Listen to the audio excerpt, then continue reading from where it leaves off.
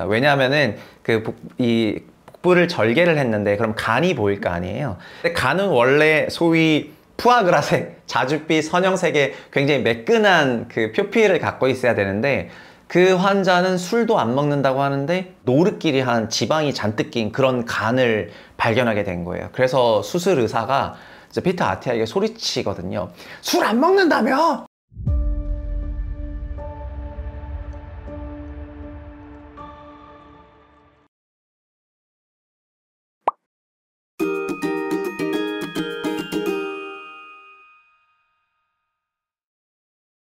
안녕하세요. 채북스 코너로 돌아온 최상욱입니다. 오늘 제가 소개를 해드릴 책은 최근에 저는 여러 가지 질병이라든가 의학병 등 이런 거에 관심이 굉장히 많은데 이 책은 진짜로 제가 읽고 나서 많은 사람들이 좀 봤으면 좋겠다는 그런 생각이 들어가지고요. 그래서 선정한 책입니다. 바로 질병 해방이라는 그런 책이 되겠습니다. 그리고 이거랑 같이 하나 더 추천을 드리고 싶은 게 있는데 바로 글루코스 혁명이라는 책이거든요.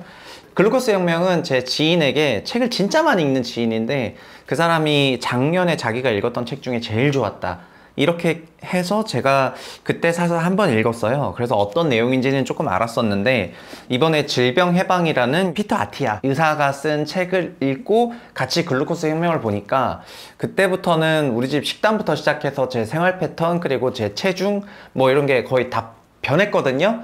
작년에 글루코스 혁명을 조금 읽고 나서 생긴 여러 가지 변화를 속에서 제가 좀 달라졌기 때문에 오늘은 이 두 책을 질병 예방을 중심으로 조금 말씀드리고 그리고 글루코스 혁명의 하이라이트도 같이 소개하는 영상을 준비했습니다. 질병 해방이라는 책은 피터 아티마라는 그런 박사가 썼습니다. 이 앞에 그 추천사를 보면은 휴 잭맨도 나오거든요. 울버린. 휴 잭맨도 자기 주치이긴 하지만은 이 박사 정말 대단한 것 같다 이러면서 막 썼고요. 그리고 이 책은 우리나라에 있는 정말 유명한 권위 있는 그런 의사들도 모두 일제히 추천하고 있는 그런 책이고요. 김희신 교수, 임영빈 박사, 조용민 교수, 신승건 소장이 뭐라고 했냐면 한 살이라도 더 젊을 때 이 책을 읽었으면 좋겠다. 이럴 정도로 일단 극찬을 했습니다. 책에서 다루는 일단 전반적인 골자는 이런 건데요. 현대의학을 의학 2.0 시대라고 부르고 있거든요. 의학 1.0 시대는 히포크라테스 선서가 있었던 이제 과거가 1.0 시대고 그리고 1800년대부터 지금까지의 의학을 2.0 세대라고 하고 있습니다. 그런데 우리 의학은 아직 3.0으로 못 갔다 이렇게 얘기를 하면서 이 책에서 3.0 의학을 향해서 가야 되는 이런 과정을 담고 있는데 이게 어떤 의미냐면은 현대의 우리의 의학은 빠른 죽음에 대해서는 잘 대응을 하고 있다고 얘기를 하거든요. 응급실이라던가 아니면 뭐 병이 발병했을 때 그거에 치료제를 개발하는 방식으로는 굉장히 성장을 잘 해왔는데 우리가 늙어가는 그런 과정에서 대사 활동이 이상해지면서 만들어지는 유명한 병 4가지 이거를 책에서는 사기사 질병이라고 하는데요. 바로 암, 그리고 당뇨, 그리고 심혈관계 질환, 그리고 치매와 같은 그런 퇴행성 질환들 같은 경우에는 나중에 이것이 발견되었을 때 그때 치료를 하려고 하면 너무 늦기 때문에 그 전부터 꾸준하게 더디게 오도록 이제 건강 수명을 늘리는 형식으로 의학이 가야 된다고 얘기를 하면서 이것을 의학 3.0이라고 하고 있습니다. 뜬금없는 얘기라고 생각하실 수도 있는데 저자는 존스 홉킨스 의대에서 외과 전공의로 그 병원에서 실제 의학을 배우고 시작했다가 수십 년간 종사하게 되면서 그 연구하는 깊이나 내용이나 이런 부분이 매우 깊거든요. 그래서 책도 보시면은 굉장히 두꺼워요. 초반에 저자가 하는 얘기들이 의학 2.0, 3.0의 전개고요. 이 뒤에서부터는 그 기사 질병들이 어떻게 만들어지고 어떤 대응책을 내야 되는지를 이제 쭉 다루면서 이 책이 굉장히 깊이 있는 내용으로 시작한다 보시면 되겠습니다. 건강을 다루는 책에서는 우리가 읽었을 때 좀 여러 가지 위기감이 막 올라오잖아요. 그런데 이 질병 해방이란 책과 함께 글루코스 혁명을 읽으면은 노인성 질환이라든가 건강한 수명을 다루기 위해서는 뭘 관리해야 되는구나라는 게 자연스럽게 매칭이 됩니다. 그래서 그런 부분을 말씀드리겠습니다. 저자인 피터 아티아가 존스 홉킨스 병원에서 그 외과 수술을 준비할 때였는데요. 네, 환자한테 수술 전에 이런저런 질문을 하는데 저자가 이렇게 물어봅니다.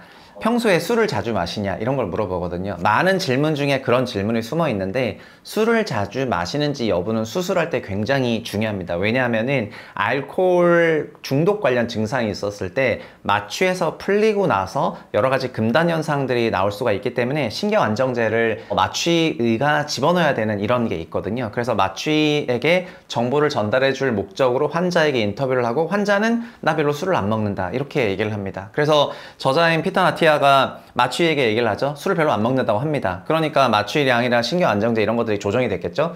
수석 전공의하고 외과 의사가 집도를 한참 하다가 전공의인 피터 아티아한테 굉장히 소리치는 장면이 나옵니다. 왜냐하면은 이 복부를 절개를 했는데 그럼 간이 보일 거 아니에요. 근데 간은 원래 소위 푸아그라색, 자줏빛 선형색의 굉장히 매끈한 그 표피를 갖고 있어야 되는데 그 환자는 술도 안 먹는다고 하는데 노릇끼리한 지방이 잔뜩 낀 그런 간을 발견하게 된 거예요. 그래서 수술 의사가 이제 피터 아티아에게 소리치거든요. 술 안 먹는다며? 이렇게 이제 소리를 치게 됩니다. 그러니까 그 간만 봤을 때는 이게 굉장히 알코올성 그런 지방간처럼 느껴지는 그런 게 있었다는 거죠. 근데 막상 그 환자가 실제로 깨어나서 정말 술 많이 안 드시냐 물어보니까 그 환자는 술을 정말 거의 먹지 않는 사람이었습니다. 이쯤에서 느끼셨겠지만 이것은 술을 많이 먹어서 생긴 현상이 아니라 술을 먹지도 않았는데 우리 몸에 나타났던 현상이었던 거죠. 50년 전에 캔자스 시티에 세뮤얼 젤먼이라는 의사가 있었는데요. 그 의사도 50년 전부터 뭔가 이런 비슷한 현상을 목도를 하고 있었거든요. 특히 이거가 코카콜라를 보통 사람보다 훨씬 많이 먹는 10대들에게서도 간에 지방이 굉장히 쌓이는 이런 현상들이 막 보이다 보니까 당시 의사들은 이런 코카콜라 같은 게 먹는 게 문제다. 그리고 근본적으로 술을 많이 먹어서 알코올성으로 그런 현상이 생긴다고 생각했기 때문에 여러 의사들은 미국에서 공통적으로 뭐라고 얘기했었냐면요. 70년대, 80년대 때 지금 미국의 10대들이 부모 모르게 술을 너무 먹는 것 같다. 너무 먹는 것 같아가지고 간이 이제 지방화되는 이런 현상들이 많이 나오는 것 같다. 부모들은 자녀들 관리를 똑바로 해라 막 이런 얘기를 했었거든요. 그러다가 1980년에 메이오 병원의 연구진이 이거 우리가 봤는데 사실은 알코올성으로 생기는 게 아니라 비알코올성 지방간인 것 같다. 그래서 1980년에 이 병의 이름이 명명이 되게 됩니다. 비알코올성 지방간. 그거는 저도 2년 전 건강검진에 있었고 지금도 아마 있을 건데요. 비알코올성 지방간이 빵 세상에 등장한 이후로 현재 전 세계 무려 4분의 1의 인구가 비알코올성 지방간을 앓고 있습니다. 이거는 그래서 어떤 의미냐면은 술을 많이 먹지도 않는데 간 기능이 저하될 수 있다는 바로 그런 현상이 되는 거겠죠. 그래서 이 비알코올성 지방간으로부터 이 질병 해방이라는 책이 다른 여러 가지 병들을 쫙 설명하기 시작하는데요. 저자는 우리 몸에 있는 여러 가지 대사증후군이라고 부르는 5가지 지표들을 얘기를 하는데요. 여기에 3개 이상 걸리면은 대사증후군의 가능성이 굉장히 높다 이렇게 얘기합니다. 첫 번째는 고혈압이 되는 거고요. 두 번째는 높은 중성지방, 그리고 세 번째는 낮은 HDL 콜레스테롤이고요. 그리고 네 번째는 공복 때도 혈당이 높아야 되는 거. 그리고 마지막으로는 복부 비만입니다. 이런 5가지가 있으면은 대사증후군에 걸릴 가능성이 높고요. 그리고 미국인의 90%는 이 5가지 중에서 하나는 걸리고요. 그리고 미국인 중에서 1억 2천만 명이 이 5가지 중에서 3가지에 해당이 된다고 보기 때문에 그는 이미 많은 사람들이 대사증후군에 걸렸다 이렇게 얘기를 하고 있습니다. 그리고 저희가 지방간에서부터 왔지만 이런 대사증후군이 걸리는 이유는 근본적으로 우리 인간이 에너지를 취득하는 과정에서 만들어지는 그 에너지를 우리 몸 어디로 보낼지에 대해서부터 시작이 되는 건데요. 그래서 저자는 도넛을 예시를 들면서 네가 이 도넛을 먹었을 때 우리 몸에 어떤 반응이 나오는지를 쭉 설명하는데요. 우리가 도넛을 먹었을 때 그 도넛의 탄수화물은 우리 몸에 2가지 경로로 뿌려질 수가 있는데요. 첫 번째는 포도당의 형태가 글루코겐으로 전환이 돼가지고 우리 근육하고 간에 쌓일 수가 있습니다. 근육과 간에 약 75대 25로 쌓이게 되는데요. 그렇게 되면은 성인 남성은 약 1600kcal 정도 되는 에너지를 비축할 수가 있거든요. 그럼 이걸 통해서 2시간 동안 격한 운동을 할 수 있는 그런 에너지를 갖게 되는 겁니다. 2시간 동안 정말 격한 운동을 하고 그 에너지를 만약에 다 써버리게 되면 소위 우리가 탈진이라는 현상을 볼 수 있습니다. 근데 다른 두 번째 경우는 뭐냐면은 이것이 글루코겐 형태로 우리 몸에 저장되는 것이 아니고 지방의 형태로 우리 몸에 저장되는 거거든요. 글루코겐으로 근육과 간으로 갈지 지방으로 갈지를 결정해주는 그 교통 신호 경찰관을 누가 하고 있느냐? 췌장에서 분비되는 인슐린이 그 역할을 하고 있습니다. 그래서 우리 몸은 인슐린의 지휘 체계를 따라서 그 에너지를 이쪽으로 보내거나 저쪽으로 보내거나 하는 거죠. 근데 문제는 지방으로 가는 거 그 자체가 나쁜 게 아닙니다. 우리 인간은 지방의 에너지를 저장하도록 그렇게 진화해 왔기 때문에 피하 지방에다가 열량들을 차곡차곡 저장하면서 나중에 음식이 없었을 때를 대비하는 이런 형태로 진화를 했습니다. 그러나 우리 식단은 100년 전부터 바뀌기 시작해서 에너지가 풍성해지기 시작했는데요. 그러다 보니까 현대 대부분의 인간들은 부족한 에너지를 저장하는 것을 넘어서 지방이 과잉으로 들어오는 그런 상황이 되게 됩니다. 그래서 피하 지방이 다 차게 되면은 그 다음에는 지방들이 어떻게 가냐면은 만약에 혈관으로 가게 된다면 이게 바로 중성 지방이 되는 거고요. 간으로 가게 되면은 이것이 지방간이 되게 됩니다. 그리고 이게 내장으로 가게 되면 내장 지방이 되는 거거든요. 그래서 이렇게 우리 몸에 넘치기 시작했던 이런 지방들은 그 안에서 IL 인터루킨이라든가 여러 가지 물질들이 만들어지고 이런 것들이 돌연변이를 만들어내기 때문에 실제로 내장 지방이 있고 이런 대사 증후군을 앓는 사람들은 암이라든가 심혈관계 질환 그리고 퇴행성 질환 이런 거에 대한 발병률 자체도 일반 정상인 대비해서는 6배에서 최대 12배나 높기 때문에 이런 과잉 지방들이 생기는 문제를 다루고 있습니다. 저자는 지방이 근육으로 들어가게 됐을 때 우리가 마블링 된 그런 고기를 보는 것처럼 근육 안에 지방의 공기층이 생긴다고 설명을 하고요. 혈액에 있는 포도당을 근육으로 밀어넣는 과정을 인슐린이 하는데 지방으로 점철된 근육은 그런 인슐린 저항성을 갖는다고 설명을 합니다. 그래서 다른 연구 논문들을 소개를 하면서 이렇게 지방들이 꽉 찬 근육에서는 인슐린 신호를 잘 받지 못하기 때문에 인슐린이 과잉 분비되거나 혈액 내에 그 혈당이 높아지는 과정을 거치게 되고 그 혈당 농도가 일정 농도를 넘어가게 되면은 그게 우리는 당뇨라고 부르잖아요. 그래서 우리 몸 전체에는 혈액에는 약 5g의 혈당이 있으면 정상이고 7g의 혈당이 있으면 당뇨가 되는 거거든요. 그래서 이거를 조정을 하는 그런 췌장의 인슐린이 극도의 그런 균형 추구자라고 얘기를 하게 되고 많은 경우에 그런 지방들이 쌓이게 되면서 인슐린 저항성이 올라가고 그러면서 당뇨로 가는 그런 과정을 설명하게 됩니다. 여기서부터는 글루코스 혁명이 들어와야 될 그런 체계가 되는 건데요. 이 글루코스 혁명은 제시 인차우스페라고 하는 이제 여자 과학자가 쓴 겁니다. 이분은 의사가 아니에요. 과학자인데 왜 이 책을 썼냐면은 책에는 본인이 막 어렸을 때 어떤 사고를 당했고 그렇게 죽다 살아나는 경험을 통해 가지고 건강을 추구하는 게 왜 중요한지를 쭈루루 설명하다가 어떤 날은 컨디션이 좋은데 어떤 날은 컨디션이 떨어지고 어떤 날은 밥 먹고 나서 굉장히 졸린데 어떤 날은 뭐 멀쩡하고 어떤 때는 카푸치노를 먹었을 때 갑자기 막 스트레스 받거나 이러면 졸린데 그런데 어떤 날은 또 커피가 되게 행복하고 등등 여러 가지 그 개인의 컨디션이랑 그 다음에 이 사람은 혈당에도 관심이 높았던 사람이기 때문에 실시간 24시간 혈당을 측정할 수 있는 혈당 측정기 그리고 그 측정된 혈당을 정말 예쁘게 그림으로 그려주는 그런 어플리케이션까지 같이 개발하는 회사에 다니면서 본인의 혈당을 체크를 하기 시작합니다. 그래서 이 글루코스 혁명에 있는 한 단어로 요약하면은 혈당 스파이크라는 단어가 나오거든요. 우리 체내의 혈당이 급격히 올라갔다가 이제 내려오는 것을 혈당 스파이크라고 부르고 있습니다. 그리고 짐작하셨겠지만 혈당 스파이크는 왜 생기냐면은 우리가 당을 섭취했을 때, 그러니까 탄수화물을 섭취했을 때 섭취한 탄수화물이나 혹은 과당 이런 것들이 우리 체세포에 급격하게 들어가는 과정에서 혈당이 빠르게 올라가는 게 혈당 스파이크고요. 혈당 스파이크가 발생되면 자연스럽게 인슐린이 분비가 되겠죠. 인슐린이 굉장히 가파르게 분비가 되고 그것을 우리 몸에 막 밀어넣는 과정이 있단 말이에요. 그걸 다 하고 나면 혈당 스파이크가 이렇게 내려가게 되는데 이런 혈당 스파이크가 일어나는 동안에 저자는 본인이 컨디션도 좋지 않거나 춘곤증이 있거나 이런 것들을 경험을 하게 돼요. 그래서 음식들을 대상으로 실험을 하게 됩니다. 그냥 빵을 먹었을 때 혈당 스파이크가 일어나는데 빵이랑 버터를 같이 발랐더니 혈당 스파이크가 안 일어나거든요. 그러니까 완만한 상승과 완만한 하락이 있고 기준치를 넘어서지 않기 때문에 이런 혈당 스파이크를 관리하는 그런 식사 방식이라든가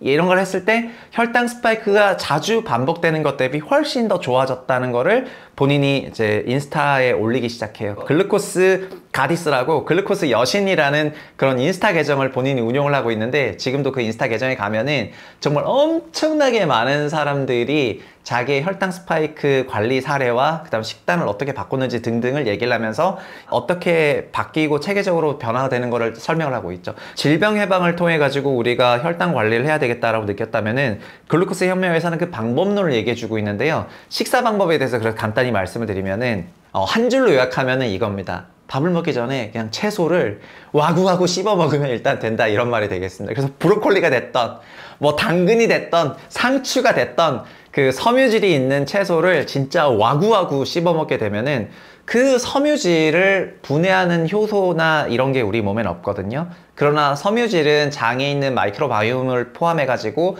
당이 우리 몸에 들어가는 속도를 충분히 제어를 해줘요. 그러니까 스파이크가 일어나지 않도록 하는 방지막 역할을 해주게 되는 거거든요. 그래서 덥석 당이나 과일 주스 이런 것부터 막 벌컥벌컥 먹는 것보다 그러면 스파이크가 생깁니다. 처음에 거의 무조건적으로 채소를 와구와구 씹어 먹으면서 식사를 하시면 훨씬 좋습니다. 정확한 순서는 채소, 섬유질이 가득 들어있는 채소를 먼저 먹고요. 그 다음에 단백질을 먹는 겁니다. 고기 같은 거를 단백질을 먹고요. 그 다음 돼서야 이제 탄수화물이나 당을 나중에 먹는 거고요. 그리고 과일도 액상화한 과당 형태는 어마어마한 혈당 스파이크를 일으키기 때문에 과일도 그냥 과일 그 자체로 먹는 게 좋습니다. 예를 들면 사과 3개나 바나나 3개 들어있는 거를 사과 3개랑 바나나 3개를 다 먹기는 어려운데 농축한 다음에 스무디 쪽 빨아먹는 걸로 그 6개를 다 먹게 되는 거고 순식간에 스파이크가 생기거든요.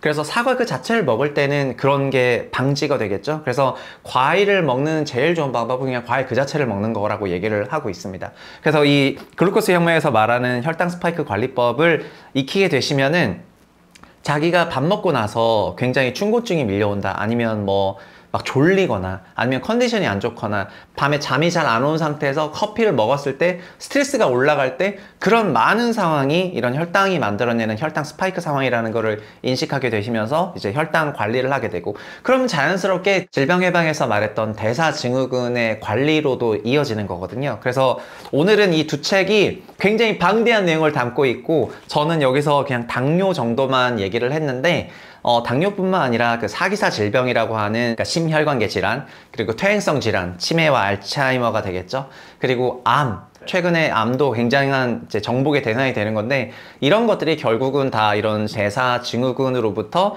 서서히 파생이 되면서 그런 경로에 있기 때문에 올해도 건강검진 하실 거 아니에요. 만약에 본인이 지방간이 나왔다, 아니면 대사증후군에 해당하는 게 조금 있는 것 같다, 그러면은 당장 그냥 서점 가서 질병예방책 잡아들고 글루코스 혁명 잡아든 다음에 본인의 식단관리, 그 다음에 24시간 체크가 되는 혈당관리 기계 사신 다음에 혈당 스파이크 모니터링을 해보세요.